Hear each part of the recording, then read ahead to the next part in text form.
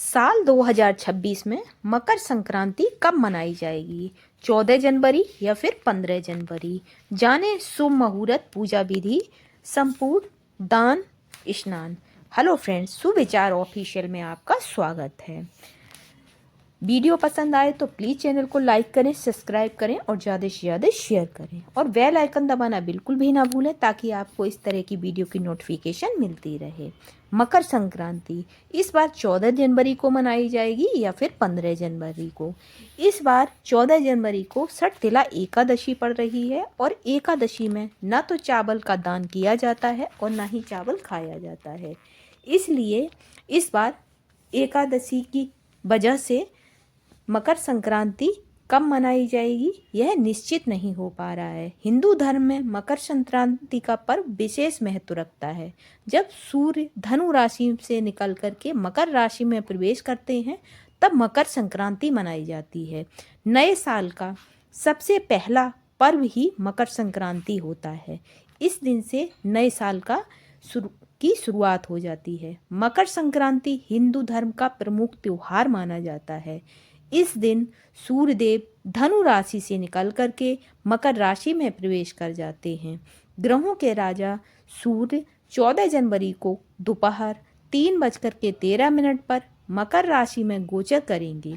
ऐसे में मकर संक्रांति 14 जनवरी 2026 को मनाई जाएगी, लेकिन इसका दान 15 तारीख को किया जाएगा। इस दिन महापुण्य काल दोपहर 3:13 से शाम 4:58 तक रहेगा। मकर संक्रांति का महापुण्य काल 1 घंटा 45 मिनट तक रहेगा। भारत के अलग अलग राज्यों में मकर संक्रांति को विभिन्न नामों से जाना जाता है। मकर संक्रांति को गुजरात में उत्तरायण के नाम से जाना जाता है, वहीं पूर्वी उत्तर प्रदेश में इसे खिचड़ी के नाम से जाना जाता है। दक्षिण भारत में इस दिन को पोंगल के रूप में मनाया जाता है।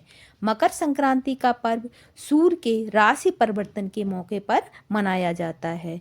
धनु मास की संक्रांति समाप्त होते ही मकर राशि में सूर्य प्रवेश करते हैं। अलग अलग प्रकारों से शास्त्रीय महत्व वाले दान पुण्य और अनुक्रम आरंभ हो जाते हैं। इस दिन से ही नए और शुभ कार्य होना आरंभ हो जाते हैं। मकर संक्रांति के त्योहार को बड़े ही हर्षोल्लास के साथ पूरे देश में मनाया जाता है। अलग अलग नाम से इसे जाना जाता है और अलग अलग नाम से इसे मनाया जाता है, लेकिन इसका धार्मिक महत्व एक ही है। शास्त्रों के अनुसार जब सूर्य धनु राशि की अपनी यात्रा को समाप्त करते हैं और मकर राशि में प्रवेश करते हैं तब मकर संक्रांति का त्योहार मनाया जाता है। इस दिन से सूर्य दक्षिणायन से उत्तरायण में आ जाते हैं। उत्तरायण को देवताओं का दिन कहा जाता है। मकर संक्रांति के साथ ही खर मास समाप्त हो जाता है और समस्त शुभ कार्य प्रारंभ हो जाते हैं। इस बार मकर संक्रांति का त्यौहार 14 जनवरी को मनाया जाएगा, लेकिन इस दिन गुड़ और तिल का दान किया जाएगा। इस दिन चावल का और खिचड़ी का दान नहीं किया जाएगा, क्योंकि इस दिन पड़ रही है षटतिला एकादशी। तो इस वर्ष मकर संक्रांति पर खास तरह के शुभ संयोग भी बन रहे हैं। शुभ संयोग होने से मकर संक्रांति का दान, स्नान, जाप करने का महत्व बढ़ जाता है। मकर संक्रांति के बाद ही सूर्य उत्तरायण में चले जाते हैं। इस वजह से ठंड का असर कम होना शुरू हो जाता है और धीरे धीरे गर्मी बढ़ने लगती है।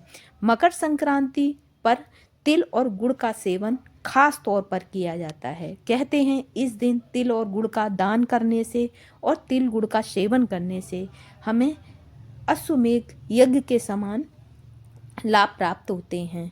मान्यता है कि मकर संक्रांति की पूजा सूर्य और अक्षय पुण्य के साथ ही स्वास्थ्य लाभ के लिए भी की जाती है। मकर संक्रांति पर किसी भी पवित्र नदी में स्नान करने का विशेष महत्व बताया गया है। नदी में स्नान करने के बाद सूर्य को अर्घ्य देना भी बहुत ही ज़्यादा उत्तम बताया गया है। नदी किनारे ही बैठे ज़रूरतमंद लोगों को धन का दान अवश्य करना चाहिए। साथ ही साथ अनाज, तिल, गुड़ का भी दान हमें करना चाहिए। साथ ही साथ किसी गौशाला में जाकर के हरी घास और गायों की देखभाल के लिए भी हमें थोड़ा बहुत दान अवश्य करना चाहिए। अभी ठंड का समय है तो ज़रूरतमंद लोगों को आप ऊनी वस्त्र या कंबल का दान भी कर सकते हैं। मकर संक्रांति के महापर्व काल के दौरान चावल, मूंग की दाल, काली तिल्ली, गुड़, ताम्र, कलश, स्वर्ण का दान बहुत ही ज़्यादा शुभ बताया गया है। ऊनी वस्त्र का दान भी करना बहुत ही ज़्यादा महत्वपूर्ण बताया गया है। सूर्य की अनुकूलता और पितरों की कृपा प्राप्त करने के लिए भगवान नारायण की कृपा के साथ ही महालक्ष्मी भी इस दान से प्रसन्न होती हैं।